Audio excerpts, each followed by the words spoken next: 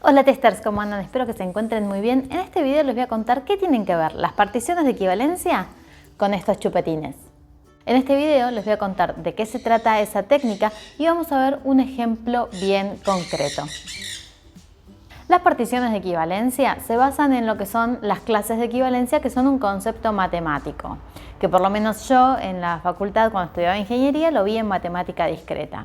¿Y en qué consiste este concepto? Es una forma de organizar los conjuntos de forma tal que se cumplan dos condiciones. ¿Y qué condiciones tienen que cumplir? Bueno, en principio, supónganse que yo tengo un determinado conjunto. La primera condición es que yo pueda organizar los elementos de ese conjunto de forma tal que si los separo, cuando los vuelvo a juntar, digamos, la unión de todos esos subconjuntos me den el conjunto total. Y la otra condición es que entre todas esas partecitas que yo dividí, la intersección sea vacía, es decir, que ninguno de los elementos pertenezca a más de un subconjunto.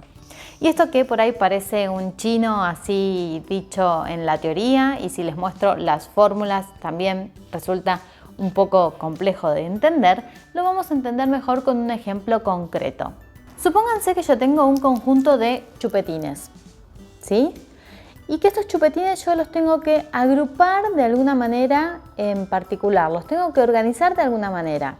Bueno, pueden ser por ejemplo por la marca, podrán ser por el sabor, podrán ser por el color, podrá ser por cualquier criterio, distintos criterios. Ahora, supónganse que yo elijo como criterio el color. Entonces los voy a agrupar por ese criterio y voy a tener por un lado los verdes, por otro lado los rosas y por otro lado los naranjas, ¿sí? Tenía más chupetines pero me los comí antes de hacer el video, entonces me quedaron solamente estos elementos. Bueno, entonces yo les decía, acá tengo tres subconjuntos y se cumplen estas pautas matemáticas que definen las clases de equivalencia. Por un lado que la sumatoria de todos estos subconjuntos me da el conjunto total, y por otra parte que la intersección de estos subconjuntos es vacía, es decir, ningún elemento pertenece a más de un subconjunto. Entonces, ¿cómo aplicamos esto en testing? Bueno, en testing lo aplicamos para armar casos de prueba y diseñar casos de prueba. Supónganse que yo tuviera que probar estos chupetines, ¿no? Entonces, lo que voy a hacer es la pregunta sería, ¿es necesario que yo me coma todos estos chupetines para probar el sabor de todos estos chupetines? No. ¿Cómo me pueden servir las clases o las particiones de equivalencia? Bueno, me pueden servir porque yo los organizo de esta manera y alcanza con que yo pruebe un elemento de cada uno de estos subconjuntos para haber conocido el sabor de todos estos, ¿sí? Es decir, me alcanza con que yo pruebe un naranja, uno rosa y uno verde.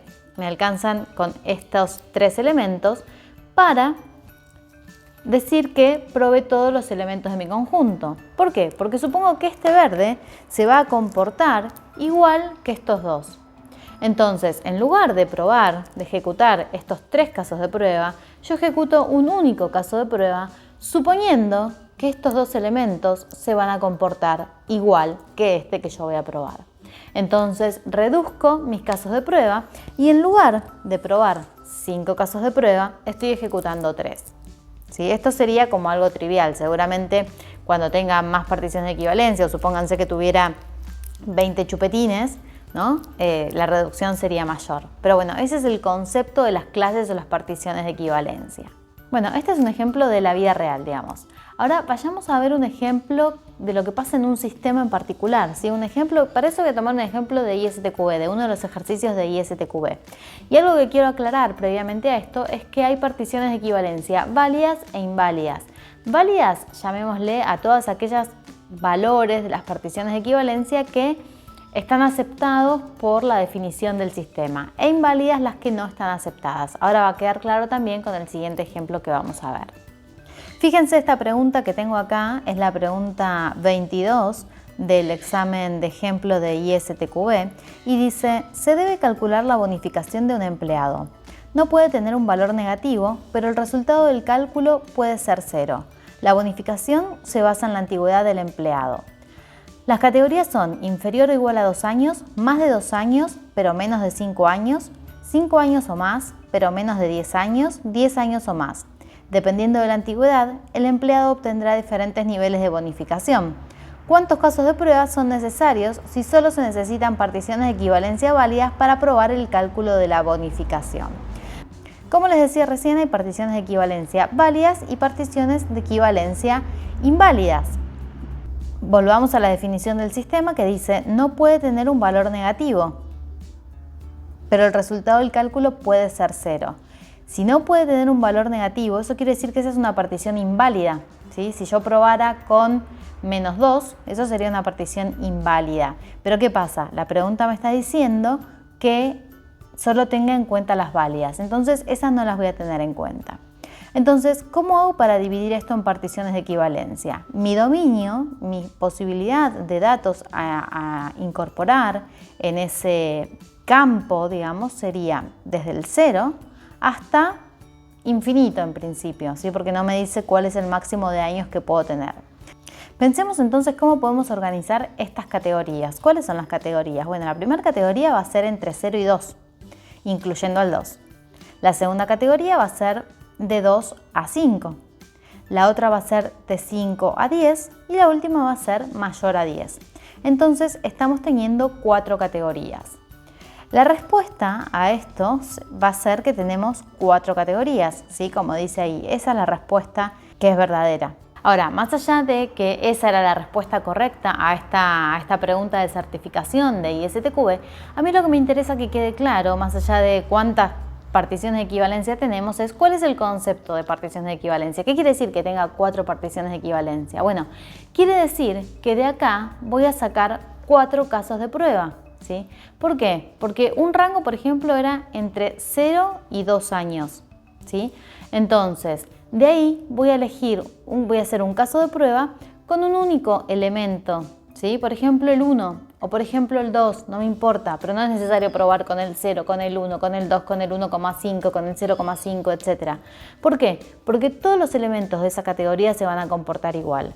Lo mismo en el siguiente rango, ¿sí? Que era de 2 a 5, entonces no voy a probar con el 2,5, con el 3, con el 3,5, con el 3,25, con el 4.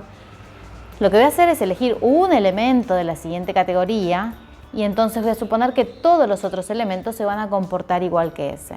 ¿Sí? Entonces, ese es el valor de las particiones de equivalencia, más allá de aprobar la certificación ISTQB y de responder correctamente esa pregunta. El valor tiene que ver con que me permite reducir la cantidad de casos de prueba que voy a ejecutar, eligiendo casos de prueba de manera eficiente. ¿Sí? ¿Por qué? Porque yo podría decir, bueno, ejecuto 4 casos de prueba. Lo voy a probar con 10, con 11, con 12, con 13, ¿sí? Y con 14, supónganse. Bueno, ok, pero estás probando solamente una partición de equivalencia. ¿Y el resto? ¿Y el resto de las categorías? ¿No? ¿Qué pasa con eso? Entonces, no es lo mismo, voy a probar 4 casos de prueba y esos 4 casos de prueba van a ser cualquiera, sino que esos 4 casos de prueba tienen que estar alineados con esas particiones de equivalencia para hacer un uso óptimo, para tomar una decisión óptima en cuanto a las pruebas que voy a ejecutar. Bueno, eso fue todo por hoy. Espero que les haya gustado el video. Si están estudiando para la certificación, muchos éxitos para cuando la vayan a rendir. No olviden suscribirse al canal, dejar sus likes y seguir viendo otros videos de este canal y, bueno, por supuesto, recomendarlos si les gusta. Nos vemos la próxima.